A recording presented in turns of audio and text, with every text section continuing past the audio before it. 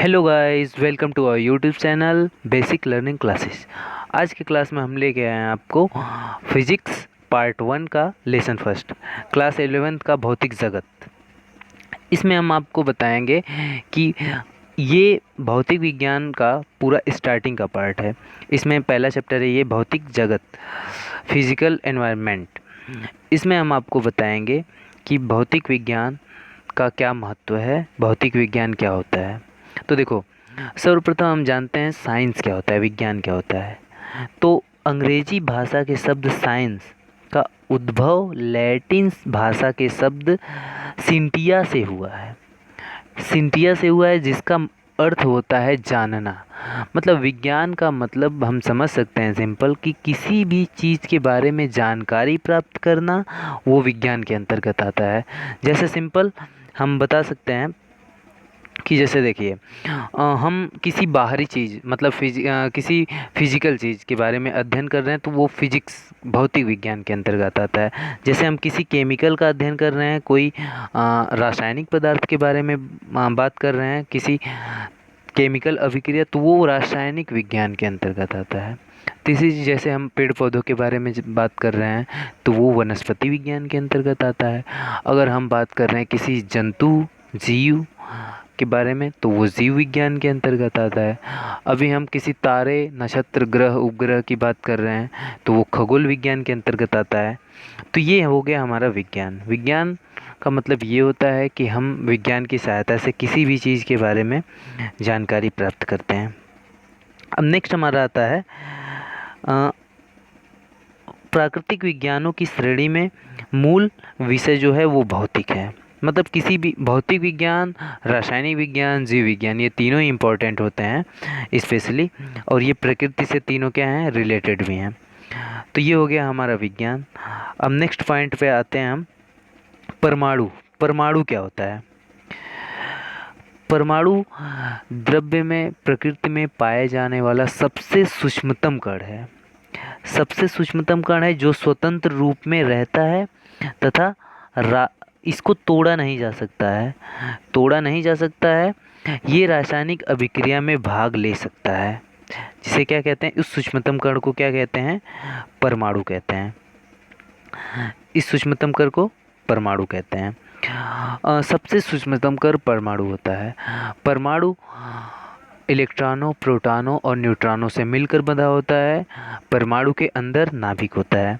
इसको सर्वप्रथम रदरफोर्ड ने बताया था परमाणु के बारे में। देखो, परमाणु द्रव्य का सूक्ष्मतम कण नहीं है, इसको तोड़ा जा सकता है। परमाणु का समस्त भाग एक छोटे से नाभिक पर टिका होता है। इस नाभिक के अंदर प्रोटॉन और न्यूट्रॉन पाए जाते हैं तथा बाकी जो इलेक्ट्रॉन होता है ये इसके बाहरी चारों तरफ क्या करता है, चक्कर लगाता है। अब इसके बाद आता है अणु। एटम क्या होता है? एटम अणु द्रव्य का सूक्ष्मतम कण है जो स्वतंत्र अवस्था में नहीं रहता, जो रासायनिक अभिक्रिया में भाग ले सकता है तथा यह दो या दो से अधिक परमाणुओं से मिलकर बनता है। मतलब दो या दो से अधिक परमाणु को जब मिलाएंगे तो अणु का निर्माण होता है। अणु का निर्माण होगा। अब नेक्स्ट आते हैं तत्व या यौगिक कैसे बनता है। दो या दो से अधिक अगर अणु को मिलाते हैं, दो या दो से अधिक अणु को मिलाएंगे तो ये तत्व का निर्माण करेगा, एलिमेंट। और दो या दो से अधिक तत्वों को मिलाएंगे तो वो यौगिक बनाएगा। तो ये हमारा नेक्स्ट था। अब इसमें क्या है कि देखिए, नेक्स्ट आते हैं, यहाँ पे बताया गया है कि क्या क्या मिलके कैसे बनता है। तो यहाँ पे है हमारा परमाणु। पहले सबसे पहला परमाणु होता है। परमाणु को मिलाते हैं तो फिर अणु बनता है, फिर अणु को मिलाते हैं तो तत्व बनता है, फिर तत्व जब मिलाएंगे तो यौगिक का निर्माण करेगा। ये नेक्स्ट पॉइंट है प्रकृति में मूल बल। अब प्रकृति में मूल बल का क्या तात्पर्य है? मूल बल ये होता है, मतलब हम प्रकृति में अनेक प्रकार के बलों का अनुभव करते हैं। इन बलों को हम जैसे वस्तुओं को ढकेलने में या किसी चीज़ को तोड़ने में बल द्वारा निरूपित किया जाता है इन राशियों को।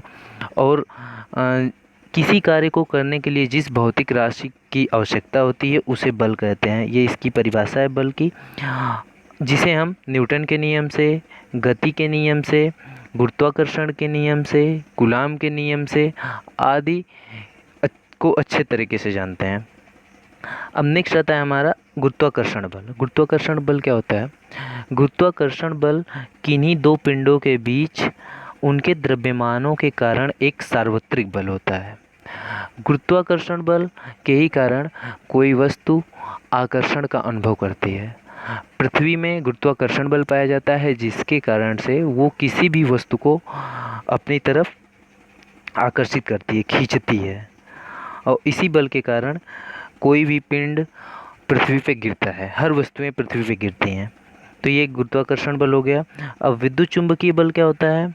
विद्युत चुंबकीय बल आवेशित कणों के बीच, जो आवेशित कण होते हैं, चार्ज पार्टिकल्स, उनके बीच लगने वाला ये विद्युत चुंबकीय बल है। इनमें भी क्या होता है? आकर्षण अथवा प्रतिकर्षण होता है। दो आवेश हैं, सपोज दो आवेश प्लस क्यू और माइनस क्यू, तो ये विपरीत आवेश हैं, तो इनके बीच आकर्षण होता है, आकर्षण लगेगा। अगर यही प्लस प्लस आवेश हैं, अगर समान आवेश हैं, तो इनके बीच क्या लगता है? प्रतिकर्षण लगता है, तथा विपरीत आवेश के बीच आकर्षण बल लगता है। वैद्युत चुंबकीय बल गुरुत्वाकर्षण बल से बहुत ज़्यादा शक्तिशाली होता है। यहाँ पे बताया गया है, देखिए, विजातीय आवेश है, मतलब समान नहीं है तो आकर्षण लगेगा, समान है तो प्रतिकर्षण लगेगा।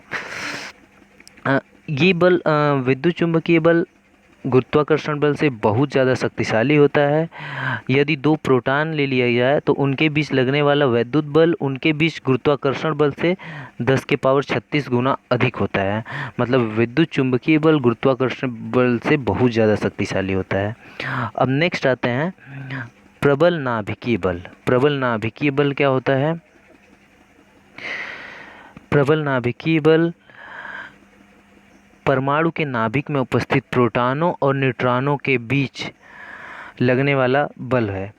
यह बल प्रोटॉनों और न्यूट्रॉनों को आपस में बांधे रखता है, जिसे नाभिकीय बल कहते हैं। यह बहुत ही शक्तिशाली होता है। यह बल न्यूट्रॉनों, प्रोटॉनों तथा प्रोटॉनों न्यूट्रॉनों के बीच लगने वाला प्रबल नाभिकीय बल सबसे प्रबलतम होता है, जो कि इसकी प्रबलता विद्युत चुंबकीय बल का लगभग 100 गुना होती है। ये आवेश के प्रकार पर निर्भर नहीं करता, अवयवों के बीच समान रूप से कार्य करता है।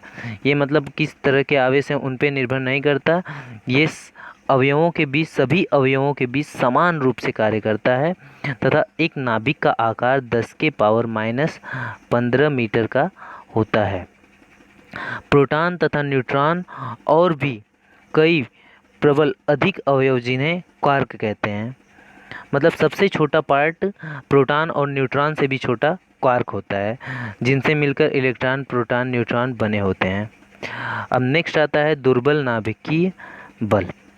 दुर्बल नाभिकीय बल केवल निश्चित नाभिकीय प्रक्रियाओं, जैसे किसी नाभिक बीटा 6 से प्रकट होता है। मतलब दुर्बल नाभिकीय बल क्या होता है? ये नाभिकीय क्रियाओं बीटा 6 से प्रकट होता है, जिसे बीटा 6 में एक इलेक्ट्रॉन अथवा एक अनावेशित कण उत्सर्जित करता है, तब न्यूट्रिनो का निर्माण होता है।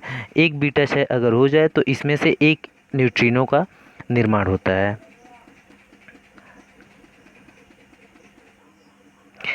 एक बीटा 6 से एक न्यूट्रिनो उपस्थित होता है। यह न्यूट्रिनो बहुत ही शक्तिशाली होता है, इस पर कोई चार्ज नहीं होता है। और इसमें ये चैप्टर इस तरह से क्लियर हो गया। ये नीचे बल के बारे में बताया गया है। इसमें ये क्या है कि पूरा एक्सरसाइज क्लियर है, इसको अच्छे से पढ़ लें, समझ लें। जो नहीं समझ में आया उसे मुझसे कंसल्ट करें, पूछ लें, कमेंट करें मुझे, और वहाँ पे अच्छे से मैं आपको डिटेल में बता दूंगा जो चीज़ न समझ में आए। और ये भौतिक जगत का पहला लेसन ये पूरा कंप्लीट हो गया है, और डिस्क्रिप्शन में लिंक दे दूंगा, इसका PDF दे दूंगा, इसको डाउनलोड कर लीजिएगा, इसको अच्छे से पढ़ लीजिए। जो नहीं समझ में आया उसे पूछ लीजिएगा, और मेरे चैनल को लाइक और सब्सक्राइब कीजिए। Thank you so much. Channel को लाइक कीजिए, सब्सक्राइब कीजिए, और जो प्रॉब्लम है उसे कमेंट बॉक्स में आके पूछिए, जिसे मैं अच्छे से सॉल्व कर सकूँ। Thank you.